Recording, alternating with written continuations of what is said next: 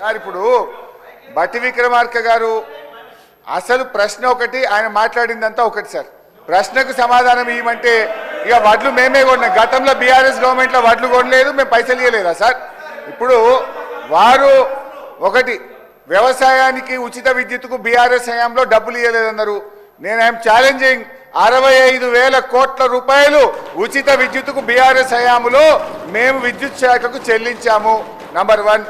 Number 2, వారు మాట్లాడుతూ మిత్తిలకి ఇంత కడుతున్నామని చెప్పిండ్రు. ఆర్బీఐ నివేదిక ప్రకారంగా 2,900 కోట్లు మాత్రమే మిత్తి.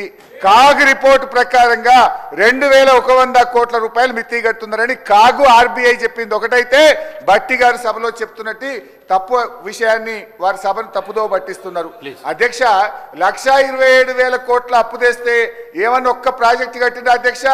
మేము మా బీఆర్ఎస్ హయాంలో మిషన్ భగీరథ, మల్లన్న సాగర్, రంగనాయక్ సాగర్ ఎన్నో ప్రాజెక్టులు కట్టి ఆస్తుల కల్పన చేసింది బీఆర్ఎస్ అయితే, అప్పులు చేసి వీళ్ళు కేవలం కమిషన్ల కోసం పంచుకొని తిన్నారు తప్ప వాస్తవానికి జరిగిందేం లేదు అధ్యక్ష.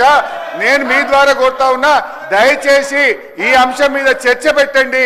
ప్రజలకు వాస్తవాలు తెలియాల్సిన అవసరం ఉంది. మీరు ప్రివిలేజ్ మోషన్ కన్సిడర్ చేసి చర్చ పెట్టాలని కోరుతూ సభను తప్పుదో పట్టిస్తూ బట్టి గారు చేసిన వ్యాఖ్యల్ని తీవ్రంగా ఖండిస్తున్నారు. చెన్నూరులో ఆర్టీసీ బస్ డిపో